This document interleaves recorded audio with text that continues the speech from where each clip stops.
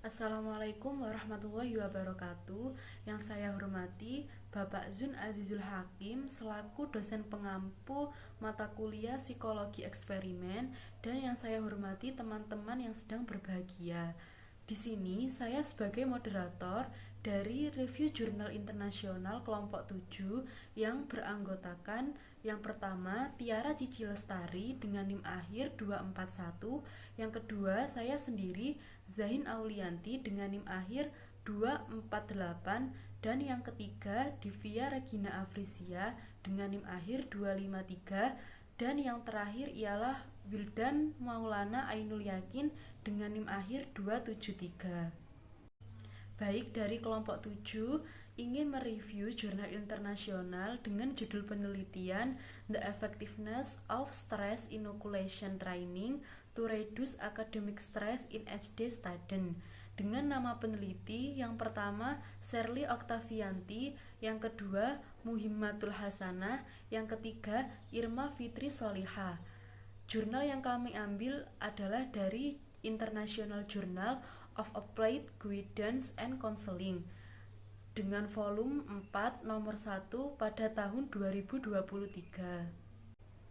Latar belakang pada penelitian ini didasarkan oleh hasil wawancara yang dilakukan pada tanggal 6 Mei tahun 2022 yang dilakukan terhadap beberapa mahasiswa ST Universitas Muhammadiyah Gresik, yang menunjukkan bahwa mahasiswa mengalami gangguan fisik, emosional, kognitif, perilaku akibat menulis skripsi, dan sulitnya beradaptasi serta menyesuaikan diri dengan situasi yang ada di kelas.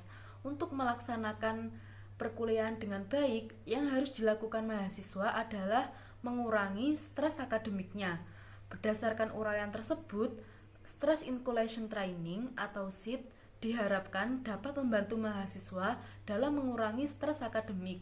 Oleh karena itu, tujuan dari penelitian ini adalah untuk mengetahui apakah Stress Inoculation Training atau SIT dapat menurunkan stres pada mahasiswa pendidikan guru sekolah dasar.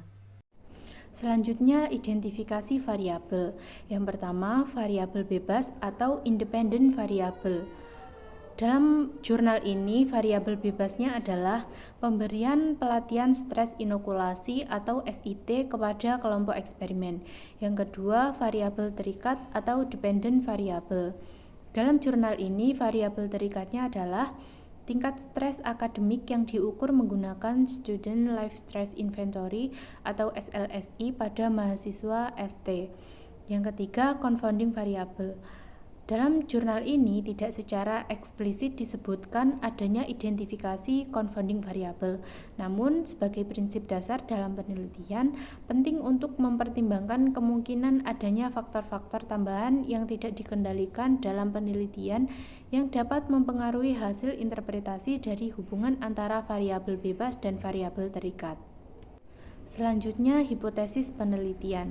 Hipotesis penelitian dalam jurnal ini adalah terdapat efektivitas Stress Inoculation Training atau SIT dalam menurunkan stres akademik pada mahasiswa ST Universitas Muhammadiyah Gresik. Selanjutnya ialah metode penelitian. Yang pertama, terdapat partisipan atau subjek penelitian. Partisipan atau subjek dari penelitian ini adalah mahasiswa aktif program studi ST Universitas Muhammadiyah Gresik yang mengalami stres akademik. Teknik pengambilan sampel dalam penelitian ini menggunakan teknik non-probability sampling dengan jenis pengambilan sampel yaitu purposive sampling. Yang kedua ialah desain yang digunakan. Desain yang digunakan dalam penelitian ini menggunakan penelitian kuantitatif dengan jenis penelitian eksperimen. Penelitian ini menggunakan desain penelitian kuasi eksperimen dengan model non-equivalent control group design. Pengujian dilakukan pada awal dan akhir proses serta terdapat dua kelompok, yaitu kelompok eksperimen dan kelompok kontrol yang diambil secara acak dan digunakan sebagai pembanding. Yang ketiga, terdapat pengukuran variabel dependen. Alat ukur yang digunakan untuk mengukur stres akademik adalah Student Life Stress Inventory atau SLSI karya Gazela pada tahun 1991 yang diadaptasi oleh Andrea Pragolapati dan kawan-kawan pada tahun 2021. Yang keempat ialah prosedur eksperimen. Dalam pelaksanaannya, Stress Inoculation Training atau SIT mempunyai 3 fase, yaitu fase konseptualisasi, fase perolehan keterampilan dan latihan, serta fase penerapan dan tindak lanjut.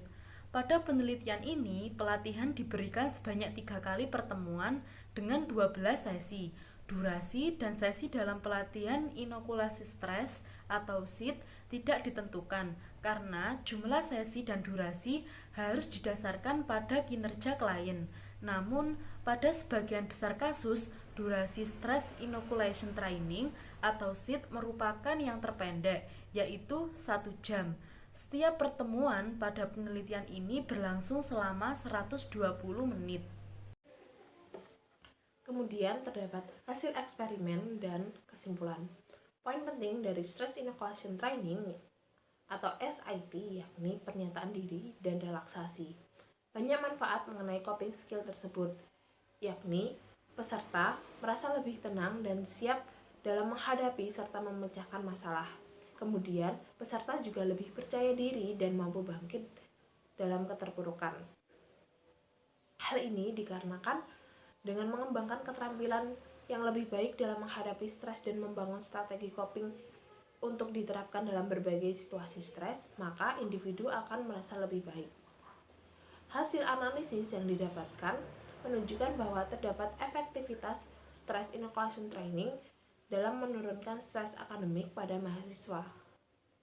Dibuktikan dengan nilai probabilitas yakni 0,05 serta gain score mendapatkan 0,05.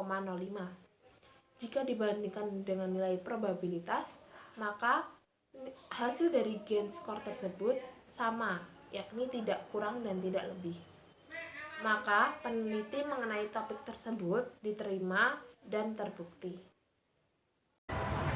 Review jurnal. Kelebihan desain jurnal. Yang pertama, validitas internal yang tinggi. Desain eksperimen cenderung memiliki validitas internal yang tinggi karena adanya kontrol terhadap variabel-variabel yang mempengaruhi hasil penelitian. Yang kedua, pengendalian variabel eksternal. Dengan desain eksperimen, peneliti dapat mengendalikan variabel eksternal yang tidak diinginkan yang dapat mempengaruhi hasil penelitian. Yang ketiga, mengukur efek kausal. Desain eksperimen memungkinkan peneliti untuk secara langsung mengukur efek kausal dari suatu perlakuan terhadap variabel yang diteliti. Yang selanjutnya adalah kekurangan dalam desain eksperimen. Yang pertama, keterbatasan realisme. Desain eksperimen seringkali dilakukan dalam kondisi laboratorium yang mungkin tidak mencerminkan situasi di dunia nyata, sehingga hasilnya mungkin kurang dapat diterapkan secara langsung di kehidupan sehari-hari. Yang kedua, biaya dan waktu. Pelaksanaan desain eksperimen seringkali membutuhkan biaya dan waktu yang cukup besar, terutama dalam hal pengumpulan data dan analisis statistik yang rumit. Baik, penyampaian hasil review jurnal internasional dari kelompok 7 telah selesai disampaikan. Apabila terdapat kurang dan lebihnya, saya mewakili dari kelompok 7 memohon maaf yang sebesar-besarnya. Terima kasih. Wassalamualaikum warahmatullahi wabarakatuh.